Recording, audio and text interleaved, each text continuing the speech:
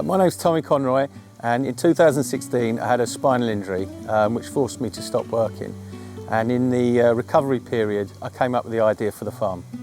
At the beginning of the lockdown, everything you've seen here was just trees and brambles, and there really wasn't much of what you see here now. So over the 4 years of lockdown I started to develop the farm. I bought the polytunnels on done deal. I put in a lot of drainage, dug a big pond, put up the sheds and started to really encourage the soil, because the soil was very bad and stony, so a massive job was taking all of the stones out of the soil and planting cover crops and getting some nutrients into the soil ready for planting. So in those 4 years we're at the point now where I'm ready to launch the business and start selling to Louisburgh. The most important part of the whole farm really is the compost. At the centre of everything is the compost. I make an enormous amount of compost. I use coffee from the local service station. I get horse manure. And this has 3 parts to it mainly. First is nutrition for the soil and the plants, obviously.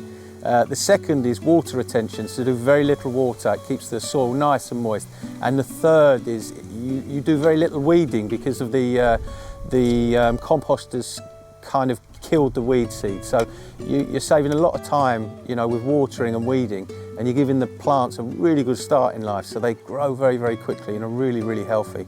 And of course it saves a lot of money on fertilisers.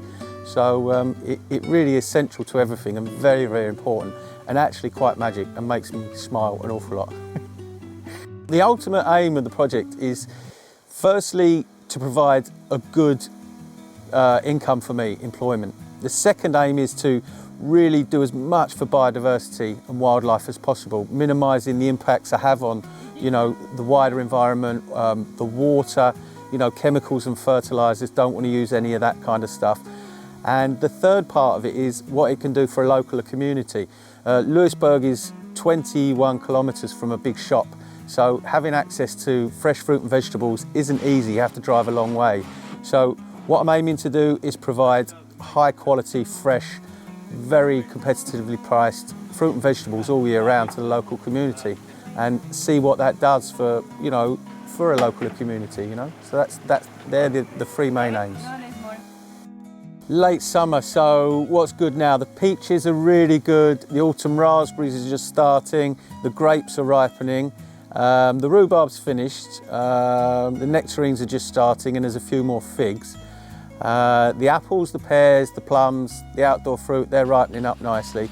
And the vegetables, we have artichokes, beetroots, cabbage, broccoli, white broccoli, peppers, cauliflowers, what else do we have? Melons, tomatoes, sweet corn, all sorts of coloured beans, herbs, potatoes, onions, garlic, radish, kohlrabi, plenty of kohlrabi, pumpkins. There's more, but I can't remember them. All day long. That's my lunch. The mornings are the best time of the day. It's calm, the light's beautiful, the birds are singing, so I get a lot of work done early in the morning, before anyone's up really. So I wander around and I see what needs to be done for the day, make a kind of a plan, weeding or spreading compost or turning compost or planting out. On wet days I usually do sowing or stuff in the polytunnel, maybe some pruning, some weeding. So there's always things to be done. And it does depend on the day, If it's going to be a hot day, I'll get outside or I'll get the stuff done in the polytunnels before it gets too hot. And if it's not too cool, then I'll see what the day brings me. I don't do any watering outside unless it's really, really dry and the plants are really young. And in the tunnels, I have a drip irrigation system that comes from our own well that's filtered through an ultraviolet light system. And you don't have to do that much watering when you're doing exact drip feeding, because you are putting the water exactly where it needs to be. So we don't use too much water here, which is quite important, I think. And if you taste that, that's really... This seems to be an absolute perfect place for growing things. We're warmed by the Gulf Stream, so we don't have the extremes of cold during the winter. Frosts We do have frosts, but they're fairly rare and fairly light, so we don't have the extreme in cold. And also, during the summer, we don't have the extremes in heat.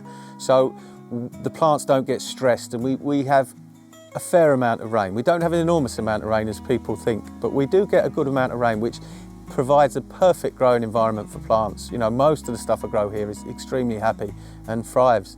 Obviously, the more exotic things like the peaches and the stone fruit, they do well in the polytunnel, and the peppers and stuff, but outside it really is a fantastic place for growing. The plants absolutely love it.